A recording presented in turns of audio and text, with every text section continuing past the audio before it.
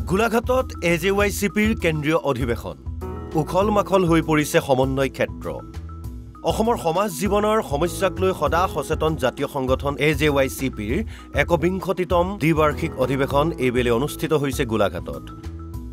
শুকুৰবাৰৰ পৰা আৰম্ভ হোৱা কেন্দ্ৰীয় অধিৱেশনৰ বাবে সমন্বয় ক্ষেত্ৰলৈ আগমন ঘটিছে সংগঠনটোৰ ৰাজ্যৰ বিভিন্ন প্ৰান্তৰ প্ৰতিনিধিৰ ৫,০০০ প্ৰতিনিধিক আদৰিবলৈ সাজু আদৰণি সমিতিও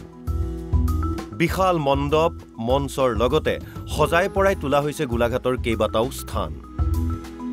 পতাকা উত্তোলন শহীদ তৰ্পণেৰে শুকুৰবাৰৰ পৰা আৰম্ভ হয় অধিৱেশনৰ কাৰ্যসূচী সভাপতি পলাশ চাংমাই পতাকা উত্তোলন কৰি অসমৰ জাতীয় জীৱনৰে জড়িত কেইবাটাও সমস্যাৰ ওপৰত আলোকপাত কৰে মূলত আন্তঃৰাজ্যিক পাৰপত্ৰ প্ৰণয়নৰ দাবীত সৰব হৈ পৰে নেতাগৰাকী কেন্দ্ৰীয় গৃহমন্ত্ৰী অমিত শ্বাহে কৈছিল যে উত্তৰ পূৰ্বাঞ্চলৰ যিবিলাক ৰাজ্যত আন্তঃৰাজ্যিক পাৰপত্ৰৰ ব্যৱস্থা আছে সেই ৰাজ্যবিলাকত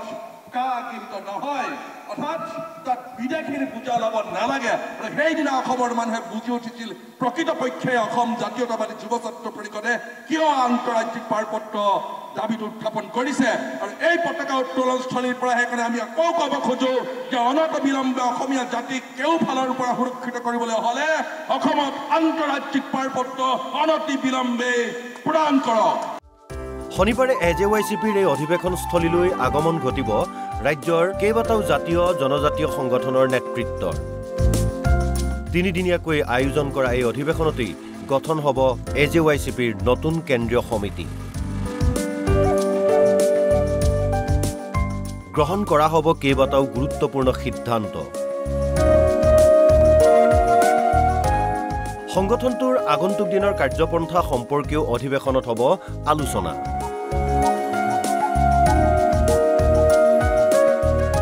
আজি অধিৱেশনৰ আৰম্ভণিৰ দিনটোতেই ভিন্ন ক্ষেত্ৰত অৱদান আগবঢ়োৱা গোলাঘাটৰ ১০০ গৰাকী বিশিষ্ট ব্যক্তিক জনোৱা হয়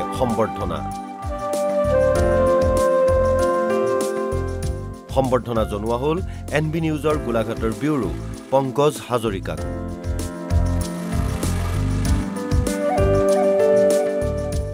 এনেদৰেই কেন্দ্ৰীয় অধিৱেশন উপলক্ষে প্ৰথম দিনটোতেই গোলাঘাটত উখল মাখল পৰিৱেশ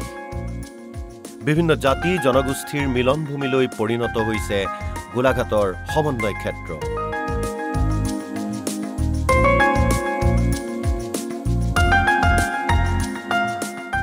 ভিডিঅ' জাৰ্নেলিষ্ট ঋতুৰ সৈতে গোলাঘাটৰ পৰা পংকজ হাজৰিকাৰ ৰিপৰ্ট NB নিউজ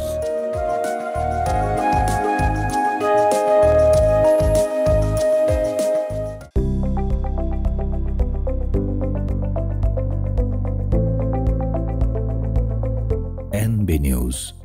সহজ সৰল ভাষাত নৱভাৰতৰ কথা